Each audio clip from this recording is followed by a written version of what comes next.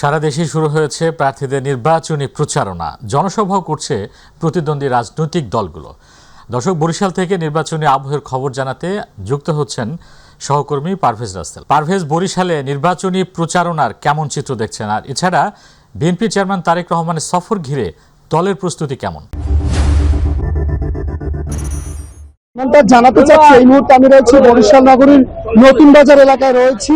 এখানে এই মুহূর্তে আসলে বিএনপির যিনি মনোনীত প্রার্থী রয়েছেন, সাবেক একাধিক বার কিন্তু তিনি এই আসলে সংসদ সদস্য ছিলেনও, অ্যাডভোকেট মুজিবুর রহমান সরোয়ার, তার সমর্থিত যত সমর্থক আছে, নেতাকর্মী আছে বিএনপি, তারা কিন্তু এই মুহূর্তে গণসংযোগ চালাচ্ছে, হ্যান্ডবিল বিলি করছে এবং ভোট দিচ্ছে বিভিন্ন ভাবে প্রচারণার প্রতি উন্নয়নের প্রতিশ্রুতি।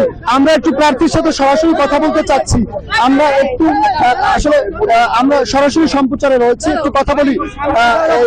আমরা জানি যে বিএনপি রয়েছে, আপনাদের সমর্থক রয়েছে, ভোটাররা রয়েছে। উন্নয়নের ক্ষেত্রে কি প্রতিশ্রুতি দিচ্ছেন ভোটারদেরকে?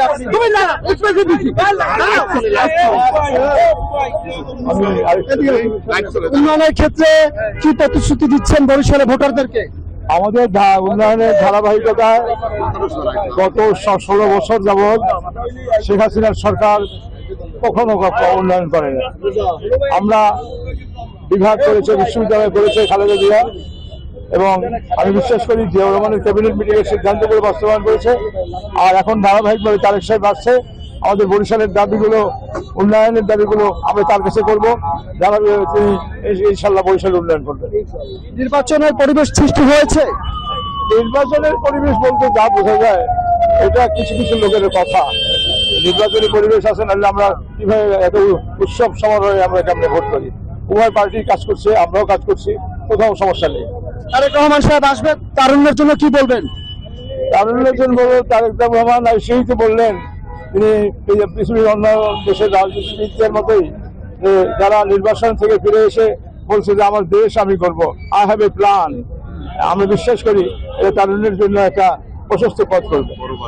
ধন্যবাদ। যেমনটা জানাতে ছিলেন, আমাদেরকে জানিয়েছিলেন সরাসরি বিএনপি মনোনীত প্রার্থী অ্যাডভোকেট মুজিবুর রহমান সরোয়ার।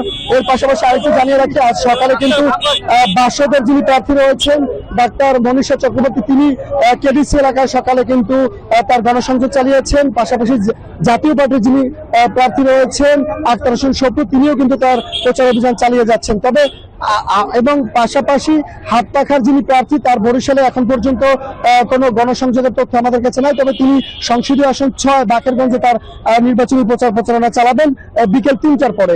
সব মিলিয়ে বরিশাল কিন্তু উৎসব মুখর আপনি দেখলেন। পাশাপাশি তরুণরা তারা দাবি করছে যে আগামীর 27 তারিখে যিনি রয়েছেন বিএনপি চেয়ারপারসন তারেক রহমান, তিনি বরিশালে আসবেন এবং তরুণদের জন্য নতুন বাংলাদেশের বিনির্মাণ করবেন, স্বপ্ন দেখবেন এবং স্বপ্ন দেখাবেন। সব মিলিয়ে এই রয়েছে বরিশাল থেকে প্রচারণার আমার কাছে যতটুকু তথ্য ছিল। পারভেজ, আপনাকে ধন্যবাদ। দর্শক, বরিশালের রাজনীতির খবর জানাচ্ছিলেন পারভেজ রাসেল।